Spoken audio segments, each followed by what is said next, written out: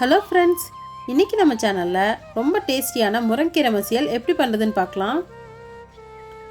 ஒரு கப் துவரம்பருப்பை அரை மணி நேரம் ஊற வச்சுருக்கேன். இதை ஒரு குக்கரில் சேர்த்திக்கலாம். பருப்பு இந்த மாதிரி ஊற வச்சு சேர்த்தும் போது சீக்கிரமாக வெந்துடும்.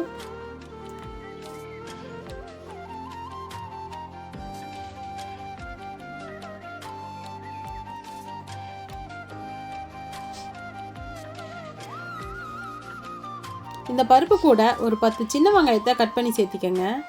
ஒரு மீடியம் சைஸ் தக்காளியை சேர்த்திக்கங்க. 4 பல் பூண்டு சேர்த்திக்கங்க. 1/4 ஸ்பூன் மஞ்சள் தூள் சேர்த்திக்கங்க. பருப்பு மூழ்கிற அளவுக்கு தண்ணி சேர்த்திக்கங்க.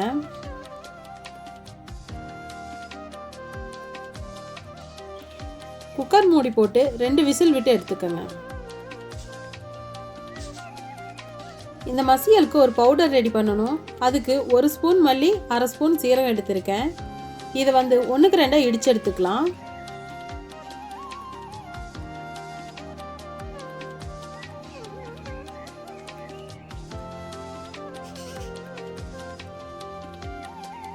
இந்த அளவு இருந்தாலே போதும். இது இருக்கட்டும். இப்போ குக்கர் விசில் போயிடுச்சு.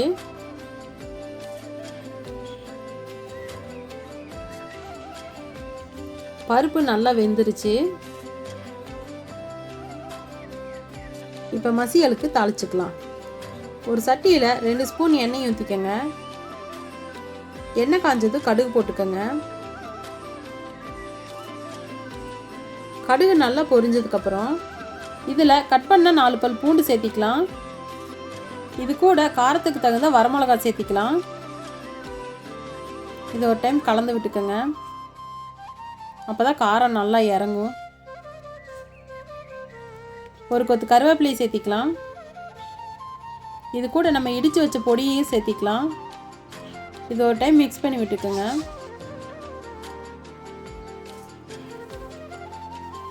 பத்து சின்ன வெங்காயத்தை கட் பண்ணி சேர்த்திக்கோங்க. வெங்காயம் பச்சை வாசனை போகிற வரைக்கும் நல்லா வதக்கிக்கோங்க.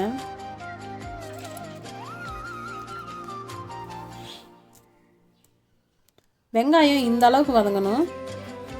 இதில் நம்ம வேக வச்ச பருப்பு சேர்த்திக்கலாம்.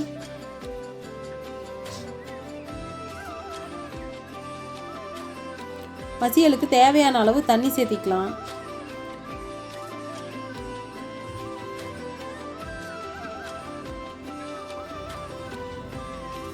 ரெசிபிக்கு தேவையான அளவு உப்பு சேர்த்திக்கங்க.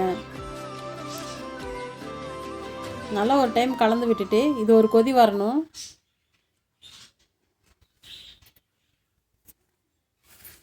இப்போ பருப்பு நல்லா கொதி வந்துருச்சு. இதில் சுத்தம் பண்ணி வச்ச முருங்கைக்கீரையை சேர்த்திக்கலாம்.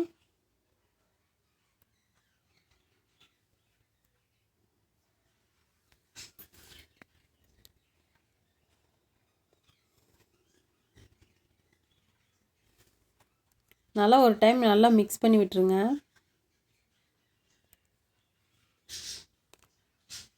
இது ஒரு கொதி வந்தால் போதும். ரொம்பவும் வேக வைக்கக்கூடாது.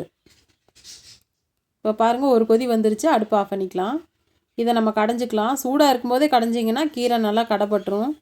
உங்களுக்கு ஒரு வேளை கடை முடியலைன்னா மிக்சி ஜாரில் பல்சில் போட்டு எடுத்துக்கோங்க.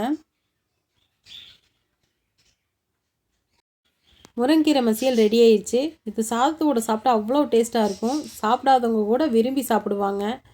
நீங்களும் இந்த ரெசிபியை ட்ரை பண்ணி பாருங்கள். எப்படி இருக்குன்னு கமெண்ட்டில் சொல்லுங்கள். உங்களுக்கு இந்த வீடியோ பிடிச்சிருந்தா லைக் பண்ணுங்கள், ஷேர் பண்ணுங்கள். மறக்காமல் நம்ம சேனலை சப்ஸ்கிரைப் பண்ணி சப்போர்ட் பண்ணுங்கள். தேங்க்ஸ் ஃபார் வாட்சிங்.